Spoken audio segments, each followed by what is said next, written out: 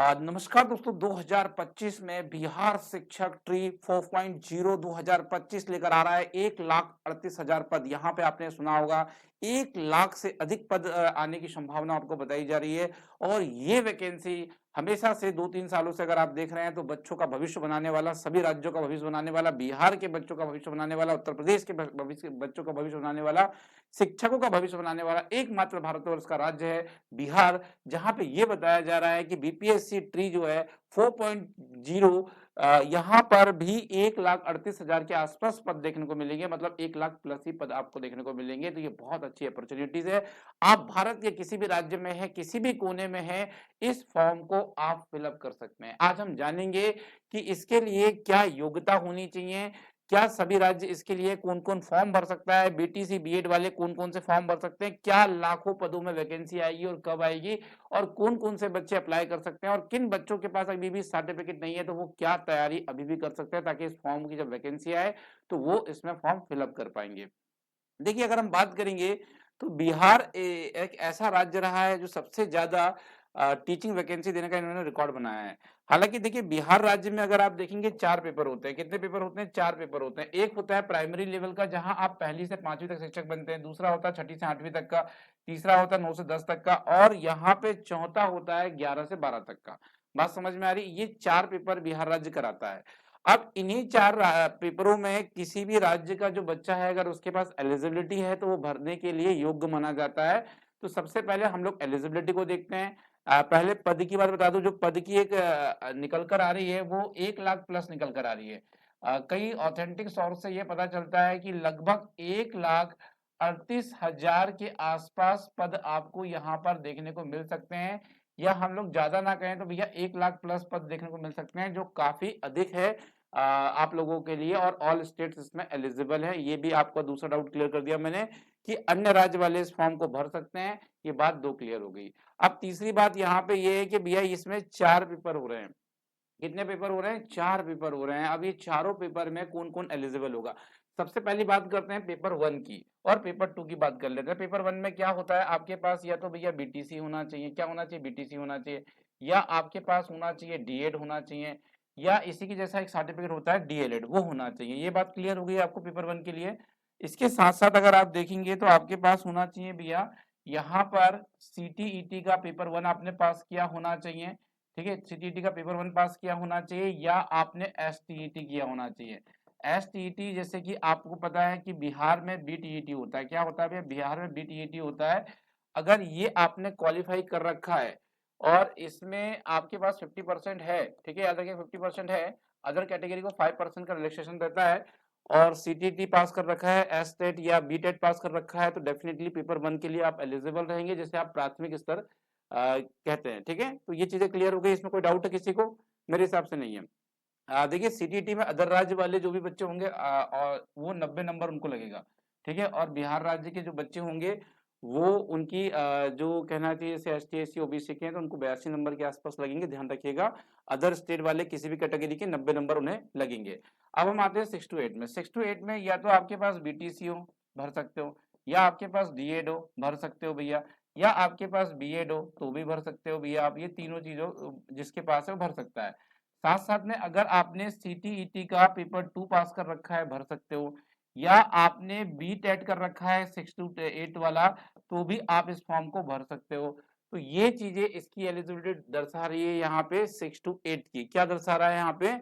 BTC किया है, DEd किया है, बीएड किया है, स्टेट पेपर पास है, बीटेट पास है। साथ साथ में एक चीज मैं भूल रहा हूँ, यहाँ पे आपका ग्रेजुएशन कंप्लीट होना चाहिए। क्या होना चाहिए? ग्रेजुएशन कंप्लीट होना चाहिए। ग्रेजुएशन में 50% मार्क्स होना चाहिए, जैसे कि आपने बीए किया हो, बीकॉम किया हो, बीएससी किया हो, तो ये आपकी जरूरी है।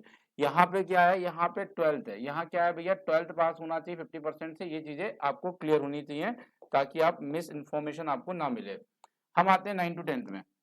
9 to 10 के अगर टीचर बनना चाहते हो आपको पास, तो होना चाहिए बीएड। क्या होना चाहिए भैया? बीएड होना चाहिए। ठीक है, और यहाँ पे बिहार राज्य में ही पेपर होता है मात्र इसका, जिसे आप बी एस्टेट कहते हैं। क्या कहते हैं भैया? एस्टेट कहते हैं। क्या कहते हैं? एस्टेट कहते हैं। तो यहाँ पे देखिए एस्टेट कह सकते हैं, या वो बिहार राज्य का जो है ना पेपर 1 कहता है इसको। क्या कहता है? पेपर 1। तो याद रखिएगा, एस्टेट का पेपर 1 जो होता है वो आपका क्लियर होना चाहिए, जो 9 to 10 के लिए होता है। वो आपने पहले पास करना है। जब ये आप पास कर लेंगे तब आप बिहार की जो वैकेंसीज है 9 टू 10th के लिए इसके लिए एलिजिबल होंगे, ये ध्यान रखिएगा। साथ साथ में आपके ग्रेजुएशन कंप्लीट होना चाहिए इसमें, और लास्ट वाली वैकेंसी जो है आपके पास इसमें आपका बीएड कंप्लीट होना चाहिए, ध्यान रखिएगा। और बीएड के बाद अगर आप बात करेंगे तो इसमें ना आपके पास मास्टर डिग्री होना चाहिए। क्या होना चाहिए भैया इसमें आपके पास? मास्टर डिग्री होनी चाहिए, जैसे कि एमएससी, एमकॉम या एमए वगैरह आपने किया होना चाहिए। साथ साथ में आपको एस टेट टीईटी का जो पेपर 2 इन लोग कराते हैं 11th 12th वाला पेपर 2 के नाम से आता है ये आपने पास किया होना चाहिए, क्योंकि बिहार राज्य में ही होता है, केवल बिहार राज्य के बाहर नहीं होता है, क्योंकि भैया यहाँ पे सीटेट जो होता है वो 6 to 8 से ऊपर जाता नहीं है। और ये 9 to 10th का और 11th 12th की एलिजिबिलिटी जो होती है बिहार में, पहले एलिजिबिलिटी वाला एग्जाम निकलता है, उसके बाद वैकेंसी वाला निकलता है। अब ये देखते हैं यहाँ पे हमें चांसेस किसमें ज्यादा है और कंपटीशन कम कहाँ है। देखिए कंपटीशन सबसे ज्यादा कम यहाँ पे होता है बिहार में। ये पद जो है ये खाली जाते हैं बिहार राज्य के, क्या होते हैं, भर भी नहीं पाते हैं, क्योंकि यहाँ पे जितनी संख्या में पद निकलते हैं उसमें से भी कुछ खाली चले जाते हैं। तो यहाँ कंपटीशन कम होता है। अगर कोई बच्चा एक्चुअली बीएड वाला है और उसने यहाँ पे एस्टेट पास कर रखा है पेपर 1 पेपर 2, तो डेफिनेटली इनकी तैयारी आप लोग करिए, क्योंकि यहाँ कंपटीशन बहुत कम है, नंबर ऑफ पोस्ट अच्छी खासी होती है और यहाँ जॉब लगने के ज्यादा चांसेस है अगर आपने एग्जाम निकाल लिया तो। हालांकि यहाँ का एग्जाम निकालना थोड़ा सा डिफिकल्ट होता है, ये एक प्रॉब्लम है कि यहाँ का एग्जाम निकालना थोड़ा सा डिफिकल्ट होता है, ये ध्यान रखिएगा। तो यही चीजें निकल कर आ रही है कि यहाँ इजी है। हालांकि सबसे ज्यादा कंपटीशन यहाँ पे 1 to 5th में, और 6 to 8 में भी अच्छा खासा है, पर 1 to 5th में सबसे ज्यादा रहेगा। इसकी कट ऑफ भी काफी ज्यादा हाई जाती है और बहुत सारे बच्चे इसमें आपको देखने को मिलेंगे अदर राज्य से, क्योंकि डीएड सभी बच्चे कर ले रहे हैं आजकल। अब ये बीएड और मास्टर डिग्री वाले जो होते हैं कम होते हैं, तो यहाँ इसकी तैयारी करो, मैं कहता हूँ यार ये आपको एक जॉब दिलाएगा और बड़ी जॉब दिलाएगा, और सैलरी भी यहाँ पे बड़ी होगी, ध्यान रखिएगा, इन एज कम्पेयर टू ये वाला सेक्शन। तो यहाँ पे मैं कहूंगा इनमें ज्यादा फोकस करने की जरूरत है आपको देन इसकी अपेक्षा। साथ साथ में पेपर की बात कर लेते हैं। देखिए पेपर कुछ नहीं है, 150 प्रश्नों का एमसीक्यूज बेस्ड पेपर होता है, ठीक है। एमसीक्यूज बेस्ड पेपर होता है, ऑफलाइन पेपर होता है। कैसा पेपर होता है भैया? ऑफलाइन पेपर होता है, ध्यान रखिएगा, बता दूं मैं आपको, ऑफलाइन पेपर होता है। क्या क्या आता है उसमें?